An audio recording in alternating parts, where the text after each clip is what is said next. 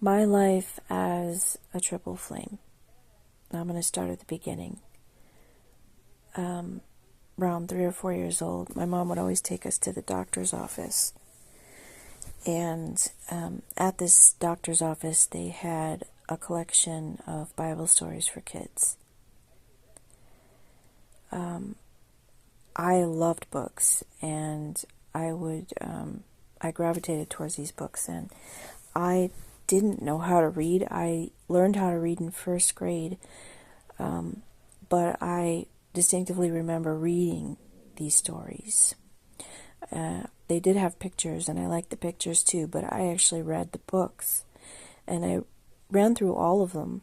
I read all the stories, and I fell in love with this land, and that sparked the initial pull towards that region of Israel. And also, from my love of the books, I started watching the movies that they aired at around Easter time, like the Ten Commandments and the Jesus of Nazareth and whatever religious movies they had that were based in that land. I wanted to watch, and these were long movies, and even though I was very small, I would watch the whole thing, and like it was Wizard of Oz or something, I would watch the whole thing and not get bored, and I just loved it. I fell in love with this land.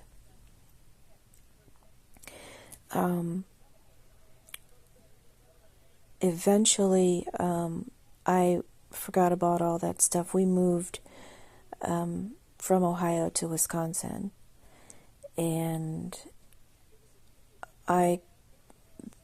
as I got older, I really liked going to the library, and I would have my mom drop me off and pick me up at night,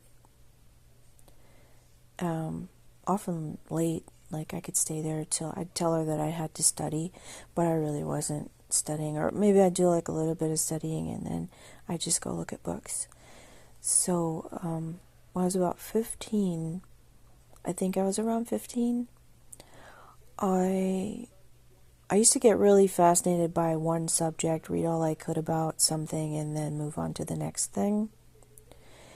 But I gravitated towards the psychic section one day, and then I saw this book. It was black, and I was just like pulled a few books from the shelf, but this one was interesting to me. I opened it, and there was no title on the book. It was black, and it had no author or anything. And when I opened it, it said it was automatic writing, and I didn't know what it was, and it explained what automatic writing was, and then the book itself was just basically interviews from people that had transitioned in from the what we consider living to the beyond, and they drew through the medium that was channeling them.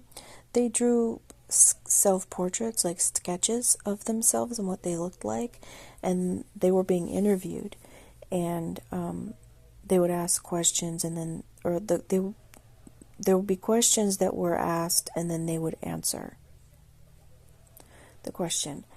And I was like, I realized this book was talking to me, and I was like, can it be? No. And then the questions out like, oh my God, this book seems like it's talking to me. It knows, it's like this book knows things about me. And then, so I was afraid to take the book home. And also my stepdad was kind of strict, and I didn't want him to see it. He probably, maybe that's just like the excuse I gave myself, but I was really actually scared to take the book home. I didn't want it in my house. So I would go to the library every night, and I would go to check out that book, and I would read a little more.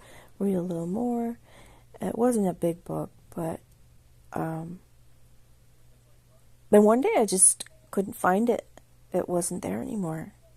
And I looked everywhere. And as a matter of fact, I looked everywhere for the, I noticed that it said Moody Press, or at least I think it said Moody Press. But I went on to look for that book as an adult for many years and never found it. But as I was looking for that book, I came across other channeled pieces. But back to when I was a teenager, I remember the last time that I'd felt this throughout my childhood from time to time, this like being aware that I existed.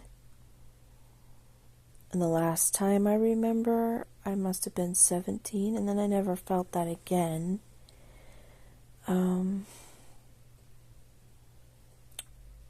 Though I found out later that it was one of my guides that had led me to that book that I was reading. It was kind of like the first steps of waking me up to the idea that things might not be as I was told or as they seem. I had already started to question the Christian religion. When I was 13, my mom had remarried, and my stepdad, he was a member of this church, and he wanted me and my mom to have communion at that church because we were going to be going. It was a nice place. But the pastor, we had this little communion class, and the pastor, he was kind of like, he didn't seem weird, but in this class I asked like, okay, so what about the animal souls? And then he's like, well, he said animals weren't introduced to God, and they just go into the ground, and that's it. And that answer wasn't really sufficient for me. I didn't buy it. Then he said some other things that made me kind of question whether this guy really knows what he's talking about. So then after that, that's when I started looking. I actually started, so I don't really know, was I 15 or 13? No, I think I was around 15. Might have been earlier that I found that book. But it was my guide that led me to that book, because I had questions. And that was like the beginning to me getting some real answers. So, yeah, it wasn't until, when I was 13, I got a Bible, and I was reading that because I really enjoyed the Bible stories. So I read a lot. Not when I was 13, because no 13-year-old wants to read a Bible. I was more interested in the mall and boys, and so I started reading that, I guess, when I was 18. Anyway, I'm not really great at telling stories because my mind tends to like jump around a little. That's just how my mind works. But so let me see. I started reading the Bible a lot when I was 18, and then when I was 17, I had my first vision dream that I remember. I was a falcon or something in Canyonland. I think it looked like Canyonland. I remember looking at my wing, and then I woke up. That was the first vision dream I can remember. And I read the Bible a lot after that, but I wasn't religious or anything. I was reading it like a story. And then I stopped reading it because I got into this Bob Marley book I was reading, and that was better, or just different. And I remember having another vision dream that was very realistic. Must have been 18.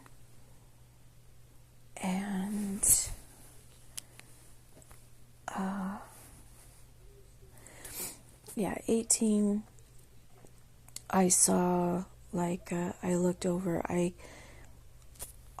woke, well, I thought I woke up, and I looked over to the right side of my room, and it wasn't my room anymore. It was just a field of, like, grass that was burning. It looked black, and there was this black figure, this really big man, I'm assuming. Yeah, it was a man. He was built, and but he just looked black to me, and he had those big horns, like how we would think, big, like, goat horns, and not goat horns, ram horns, and he had fire eyes, and I was startled for a second, and then I remember saying, "You can't hurt me," and then he was gone.